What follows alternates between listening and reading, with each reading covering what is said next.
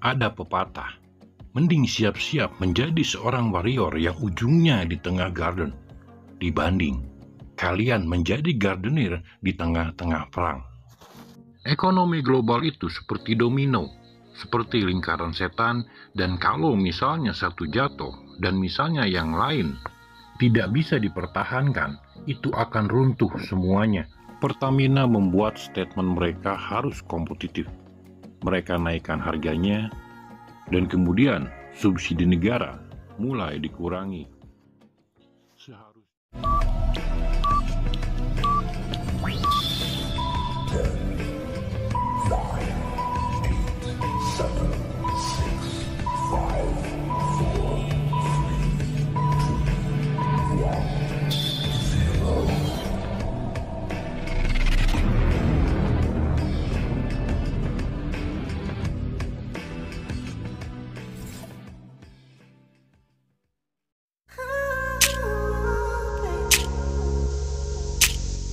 Assalamualaikum warahmatullahi wabarakatuh.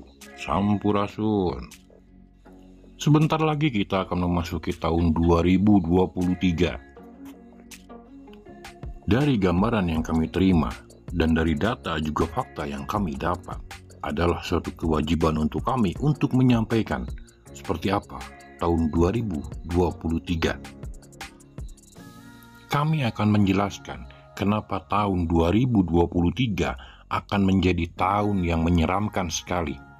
Dan kalau teman-teman menonton video ini sekarang, kalian bakal jadi kaum minoritas yang bakal punya waktu untuk persiapan agar tidak jatuh miskin di tahun depan.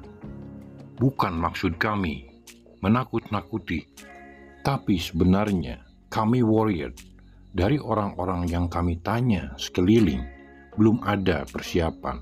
Kalau misalnya terjadi apa yang tidak kita harapkan di tahun 2023. Presiden Jokowi juga sempat mention di BUMN Startup Day bahwa tahun 2023 akan menjadi tahun yang sangat gelap, sampai di tahap 20.000 orang mati setiap hari karena pangan, karena kelaparan.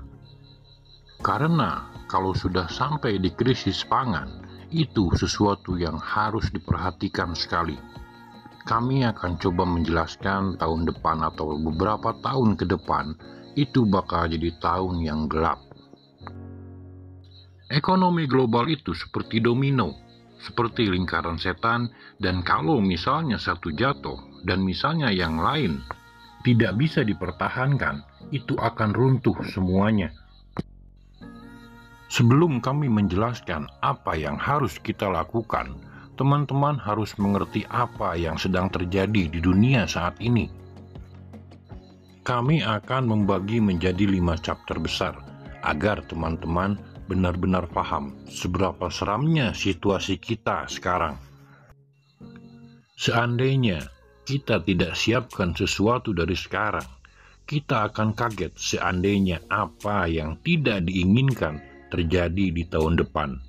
Dan sedihnya, mayoritas yang terdampak dengan krisis ini yaitu orang menengah ke bawah. Di sini teman-teman akan benar-benar mengerti kenapa orang-orang kaya semakin kaya dan orang miskin jadi lebih miskin. And when this happen, orang kaya punya persiapan. Orang menyangka semua ini berawal dari perang. Padahal semua ini berawal dari chapter 1 yaitu pandemi. Kami tidak akan bahas terlalu panjang di sini, hanya untuk mengingatkan teman-teman kenapa domino pertamanya itu terjadi pas pandemi ini. Pas pandemi artinya shutdown. Kita harus mengerti how economy works. Ekonomi dunia bekerja dengan perputaran uang.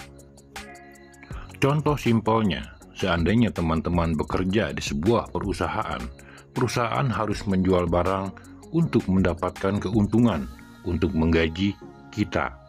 Kita mendapat gaji untuk pengeluaran lain, seperti gadget, jalan-jalan, investasi yang ujungnya harus berputar ke bisnis lagi. Perputaran yang luar biasa ini tiba-tiba di-stop karena pandemi. Bisnis terhenti. Kita juga tidak bisa keluar untuk spend uang kita. Seandainya teman-teman mengira ekonomi itu sekedar yang penting uangnya ada, terus tidak bakal crash, itu salah besar. Karena ekonomi bukan tentang seberapa banyak uang, tetapi seberapa banyak perputaran uang. Banyak yang tidak paham dampak dari pandemi ini, dan apa yang dilakukan oleh Amerika.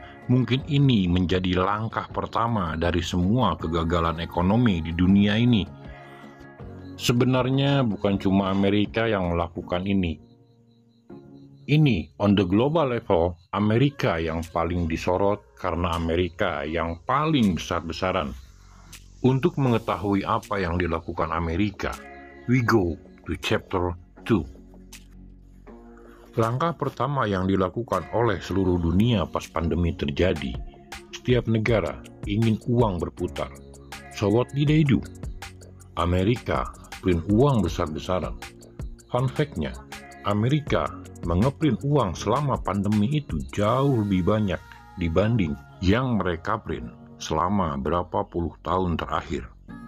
Segila itukah? Tujuannya apa? Tujuannya harusnya bagus. Tujuan mereka memberikan uang kepada warganya yang terdampak pandemi adalah: satu, agar mereka hidup. Kedua, agar mereka memakai uangnya untuk memutarkan ekonomi. Agar mereka tetap spending, agar mereka tetap bisa invest, agar uangnya berputar. Oleh karena itu, bisa kita lihat pas pandemi, everything shut down. Memang the stock market crash like crazy. Tapi menurut kami yang aneh, stock market seperti bursa saham itu tidak sebanding lurus dengan ekonomi. Lalu, kenapa mereka bisa recover secepat itu? Because the money is there. Chapter 2 adalah inflasi dan tightening. Apa dampak pandemi? Apa dampak decision semua negara print uang banyak? Basic konsep dari inflasi, peredaran uang terlalu banyak dan harga-harga semua naik. Tidak perlu kami sebutkan apa-apa saja yang naik, karena teman-teman pasti mengalaminya. Tetapi ini belum puncaknya. Lebih dari 90 negara emerging termasuk Indonesia mengalami inflasi pangan di atas 5%. Pangan adalah kebutuhan wajib.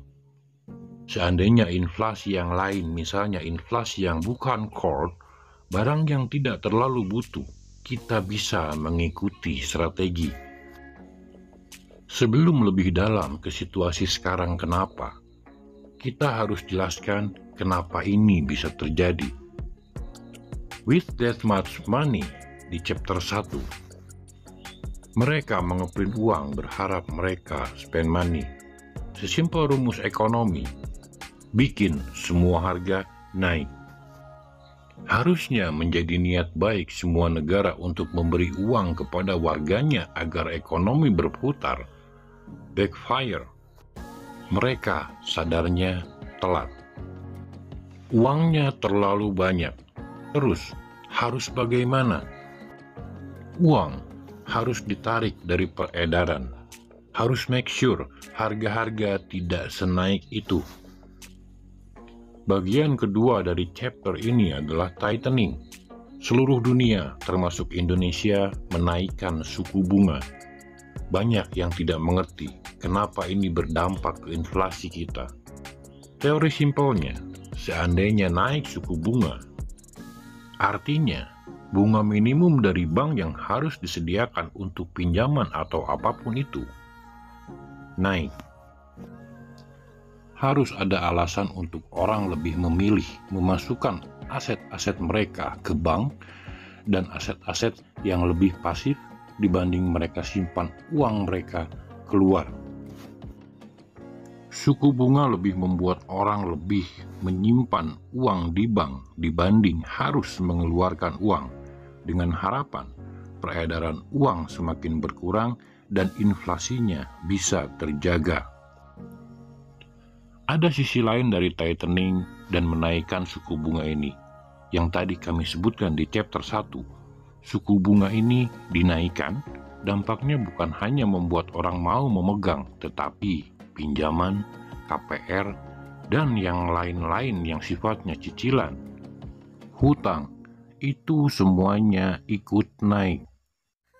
Satu sisi membuat investor mau menyimpan di aset-aset, tetapi orang-orang yang sifatnya meminjam itu terkena dampaknya.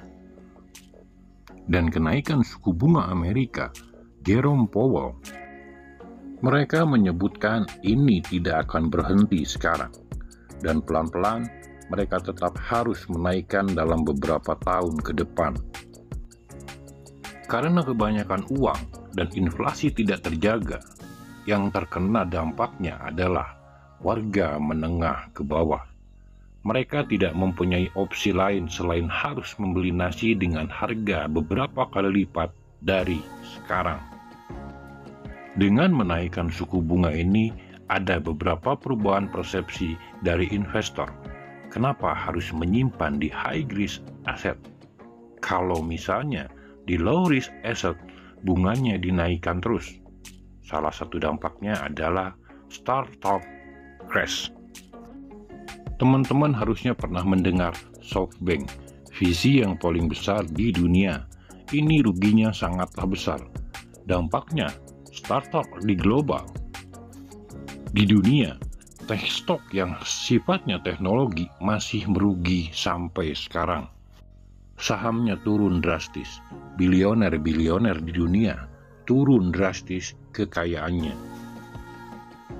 Dampak dari startup kita sekarang sudah mulai melihat beberapa PHK, beberapa tidak bisa fundraise, dan beberapa terancam bangkrut. Bahkan, Presiden Jokowi juga menyebutkan mayoritas dari startup yang dibangun itu akan gagal dan uang akan lebih susah. Karena analoginya seperti ini, visi investasi di startup ini adalah high risk asset. Yang di chapter 2 ini membuat orang tidak mengeluarkan uang yang terlalu berisiko tinggi dan akan menyimpan ke yang berisiko rendah walaupun bukan direct implication. Bukan gara-gara itu tech startup dengan visi ini hancur, tetapi ini adalah bagian dari akibatnya. Dari pandemi belum beres, naik turun dan lain-lain, printing money, dan inflasi belum beres, tightening bakal naik lagi, juga belum selesai. Analoginya, negara itu seperti firefighter, ingin mematikan api tetapi tidak bisa. Nah, ini seperti ditambahkan lagi bensin. Semua ini sebenarnya bukan dibikin kronologis. Chapter 3 terjadi sebelum startup crash, yaitu The War.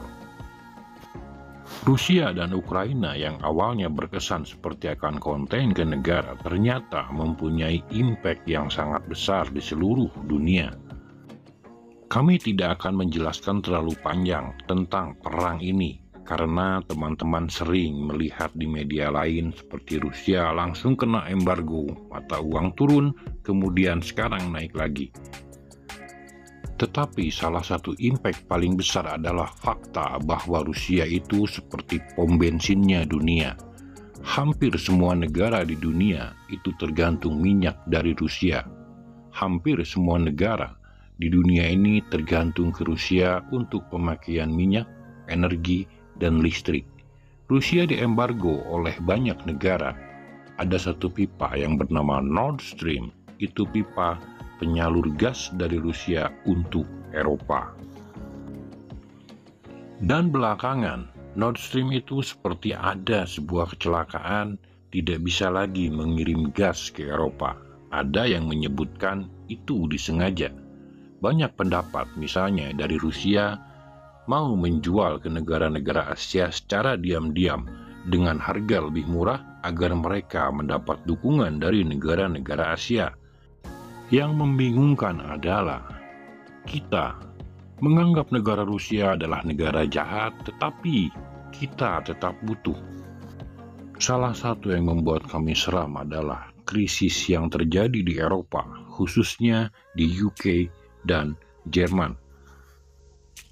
Chapter 4 adalah krisis energi dan pangan. Kita lebih dulu fokus di Eropa. Bagaimanapun, Eropa masih bergantung ke Rusia untuk energi mereka. Krisis di sana tidak seperti yang teman-teman kira.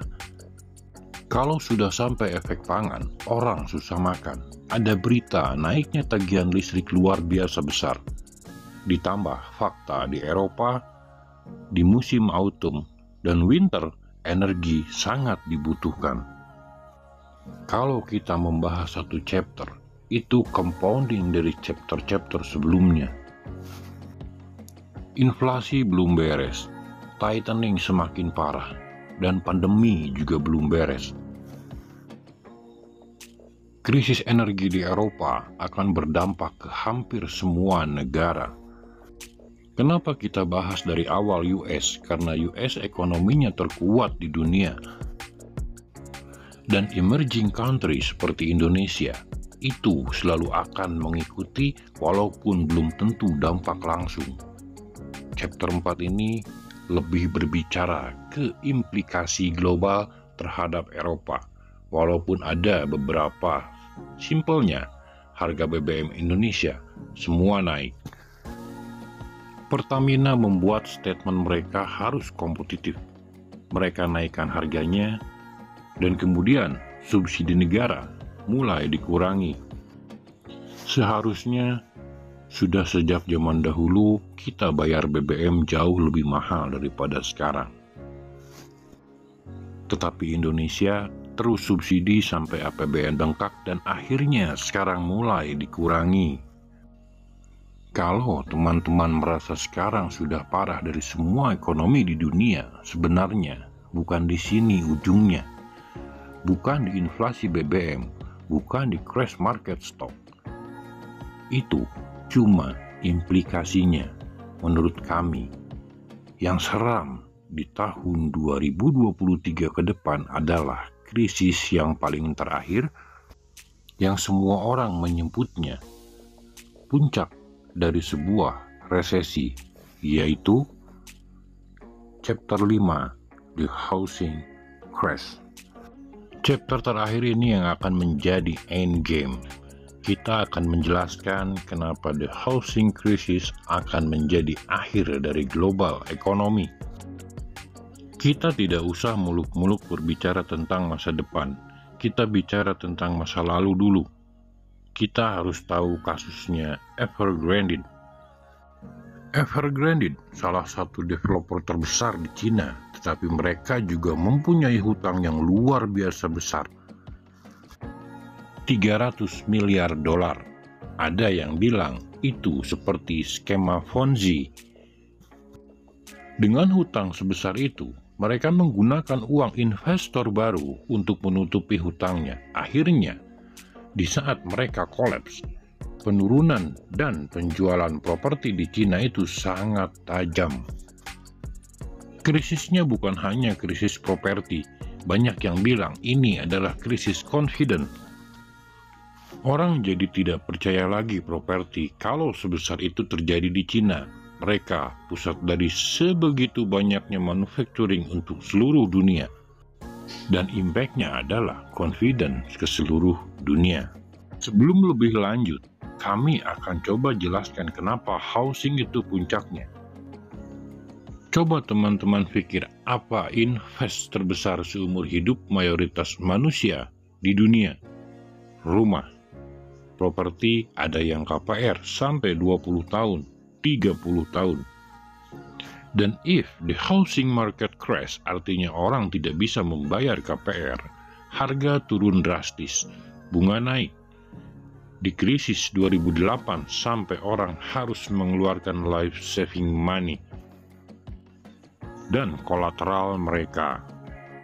Banyak orang kehilangan semuanya karena itu hutang terbesar dalam hidup mereka. Di chapter 1, pas printing uang gila-gilaan, salah satu aset spekulatif yang mereka invest adalah properti. Kenapa jadi spekulatif? Karena uang itu gratis. Kesannya orang middle class dan lower class yang invest di properti berpikir itu aman. Lalu, apakah uang gratis itu bisa selamanya? Apakah pas uang di printing, tightening sudah terjadi? Memangnya suku bunga saat dinaikkan pas mereka dikasih uang gratis? Banyak yang bilang US bakal menyusul soal housing crisis ini. Ini chapter paling seram.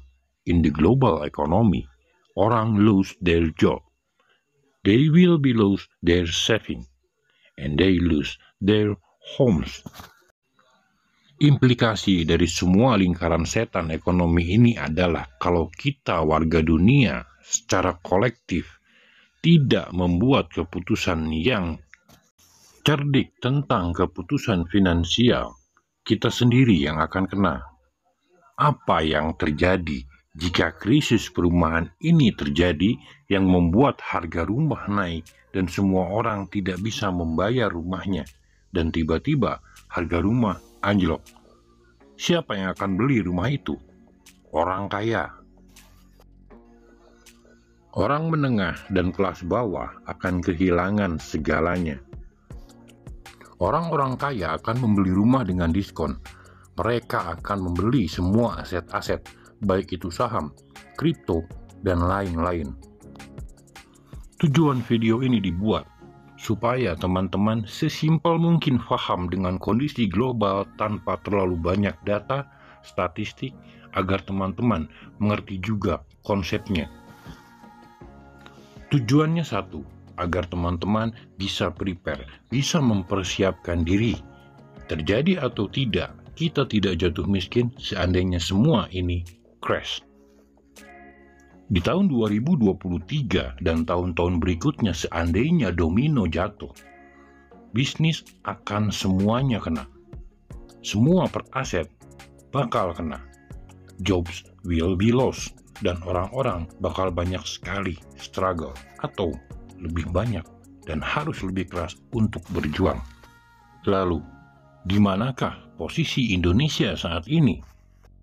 The very good news out of this, Indonesia adalah salah satu negara yang paling resilient dibanding negara-negara lain karena bisa dilihat mata uang dolar naik saat ini ketika video ini diupload.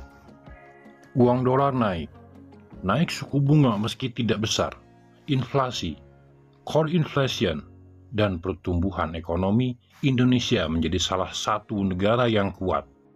Tetapi jangan dijadikan patokan kalau Indonesia tidak akan terkena dampak dari semua ini. Yang akhirnya kita tidak prepare, kita tidak mempersiapkan. Ini akan menjadi satu kesalahan terbesar dalam hidup kita. Ada pepatah, mending siap-siap menjadi seorang warrior yang ujungnya di tengah garden, dibanding kalian menjadi gardener di tengah-tengah perang. Terima kasih telah mengikuti video kami sampai selesai. Next, kita akan coba naikkan tips apa aja yang harus kita lakukan di tahun 2023 dan tahun-tahun berikutnya. Semoga bermanfaat. Sukses buat teman-teman semua. Sampai ketemu di video berikutnya. Assalamualaikum warahmatullahi wabarakatuh.